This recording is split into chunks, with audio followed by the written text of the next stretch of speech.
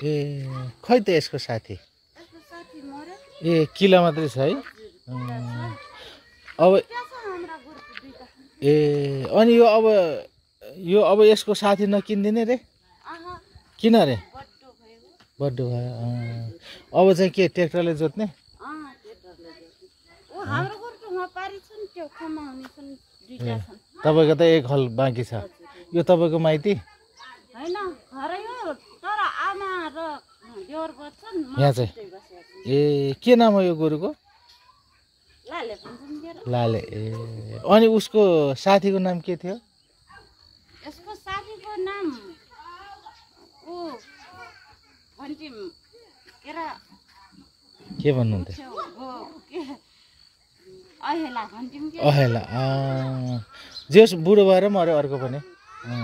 अब यसको साथी नकिन्दिने अब ट्र्याक्टरले जोत्ने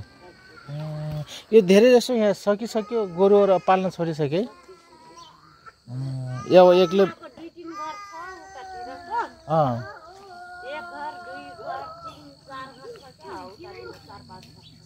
ए उताको पल्लोपट्टिको गाउँमा अँ यतातिर हाम्रो छ तीनटा दुईटा हाम्रा छन् एउटा बाछो छ अस्ति गाई मर्या हो अँ भनेर अब गोरु पाल्न छाडे है अब छाडे अनि ट्र्याक्टर सजिलो रहेछ कि गोरु सजिलो रहेछ अब घरलाई त के भनौँ गोरु सजिलो त पहिला गरेको थियो के अब ट्र्याक्टरै सजिलो मान्छन् के अब के भन्नु तर अब ट्र्याक्टर लिँदाखेरि चाहिँ कति लाग्छ त अब घन्टाको लाग्छ कि के को लाग्छ घन्टाको हिसाबले चाहिँ के छ ट्र्याक्टर चाहिँ घन्टाको हिसाबले कति छ ट्र्याक्टरलाई ट्र्याक्टरलाई 18,000 भन्छन् के घन्टा एक घन्टाको अनि अलिकति 50 रुपियाँ मिनट अलिकति हिसाब गऱ्यो भने चाहिँ कुन सस्तो भएको छ त ट्र्याक्टर सस्तो भएको छ गोरु अब गर्नलाई त गोरु नै सस्तो थियो र पाल्ने सकेपछि अब पाल्न छाडिगे अब त्यही ट्र्याक्टर महँगो भए पनि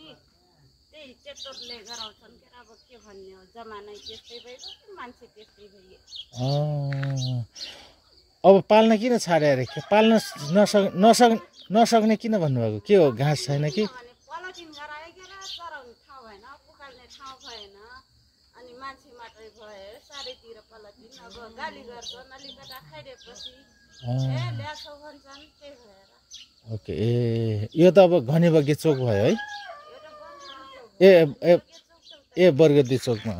के नाम तपाईँको चाहिँ दुर्गी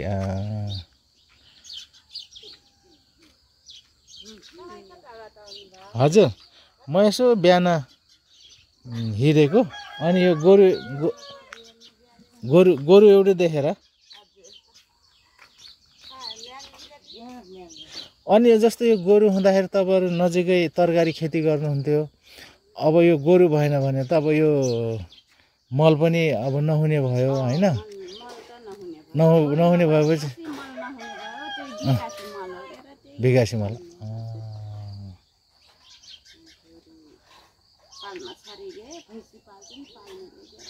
ओके तपाईँको त एक हल गोरु बाँकी नै छ यो तपाईँको देउरानी घरमा चाहिँ के अरे देवर घरमा चाहिँ एउटा मात्र छ